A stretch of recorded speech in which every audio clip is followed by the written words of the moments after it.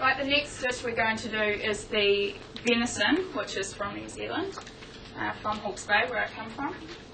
Okay, what we're going to do with the kumara is coat the kumara, kumara is the New Zealand name for sweet potato. It's a native potato of New Zealand. These ones are a little bit different. The ones that you have over here are quite orange inside. The ones we have at home are slightly more yellow in colour, not as bright, but similar flavour.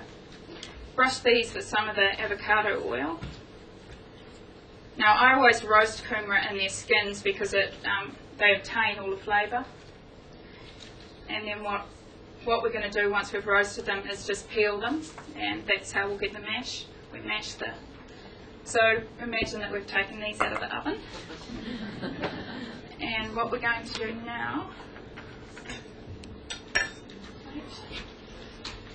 you do get a little bit of wastage when you're doing this, but it's worth the end product.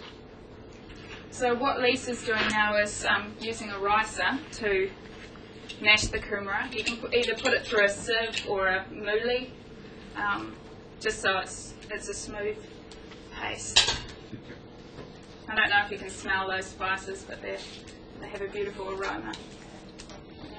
If you grind your own spices at home, the flavour is so much stronger than if you buy, say, ground cumin. If you toast off your own cumin and grind it and leave it in your pantry, it's fantastic in comparison. You have to be quite careful when you're doing the brown butter, as I did yesterday in the kitchen. There's a very quick period of time where it turns from a nice nutty brown to a horrible burnt butter, so just have to watch it. It has that nice caramelly aroma. Okay, so we're just going to add that to the mash. Not melt the spatula. Give that a bit of a stir. Can you microwave this with the bacon? Yes, yes you can. Yeah.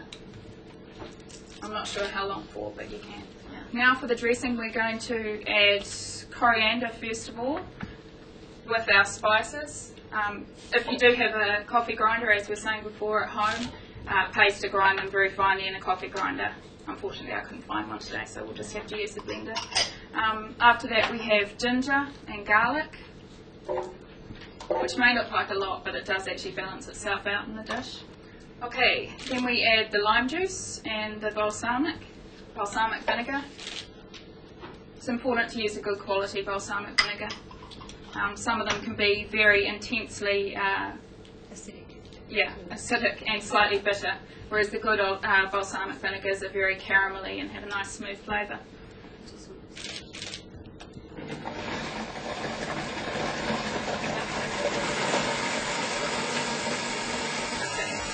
Right, then we're going to add the, once again, brown sugar. I don't have brown sugar in every dish that I cook. Today I'm using a lot. And the garam masala.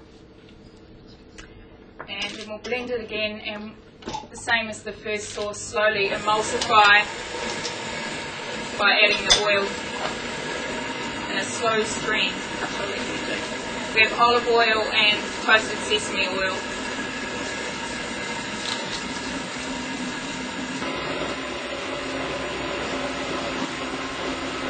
I'm just going to let my pan heat up now for the, I'll wait till Lisa's finished. And it's a great blender. I'm using some, I don't know if anyone's familiar with La Chinata Spanish paprika. It's smoked paprika, it's quite strong.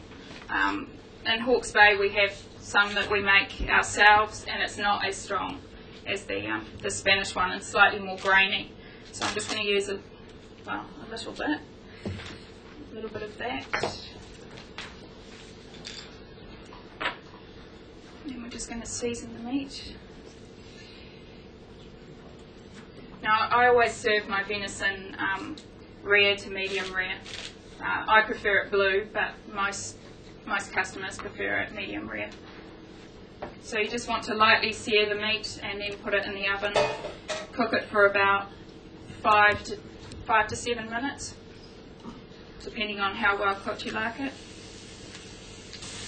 You can actually char grill it or do it on a barbecue as well, is nice. It adds quite a bit of charry, smoky flavour.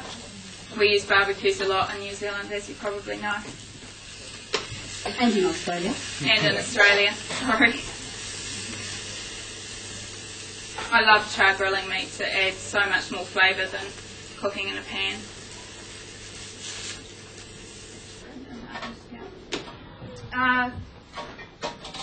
The next thing I'm going to do is use our fantastic, these are my favourite product from Hawke's Bay, they are wood barrel smoked mushrooms. They're salted and then sprinkled with sugar and smoked with the chips of wine barrels, usually red wine I think. So we're going to chop these up slightly.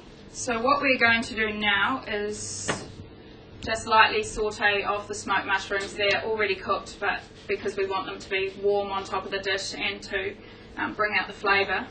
The other thing that we're putting on our dish is this gorgeous, you can see there, gorgeous little fern. I'm told it's similar to the fiddlehead fern that you can get throughout Asia. It's a native fern of New Zealand and is used quite a lot in promotions and what have you for New Zealand, the little fern head. And it tastes something similar to asparagus, slightly nutty in flavour. So we're just going to blanch those quickly and serve those on top of the venison dish. What sort of oven do you use? What sort of oven is this one? For the venison.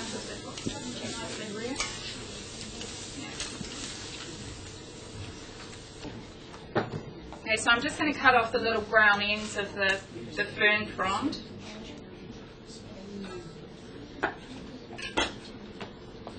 That's good. And always make sure when you're blanching that the water is boiling. Any salt in the water? No, I usually season them afterwards, but that's preference. A lot of chefs do. Okay, we have some venison from downstairs that is cooked. So what we're going to do is put this in a little mould in the middle of the plate. I like using shaped moulds for serving dishes.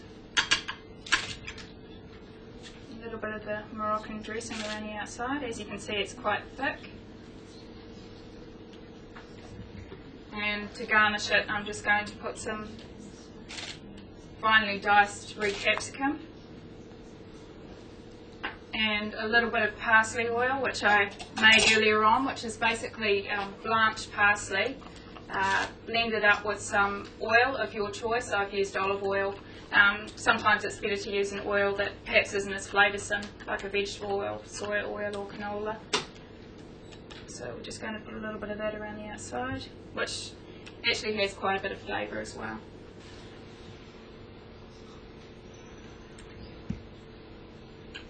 Excuse me for using my fingers, but it's the easiest way to plate up a dish. And chefs wash their hands a lot.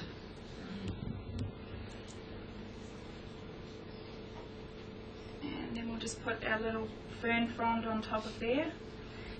Okay, so something like that. And that's it. Very good.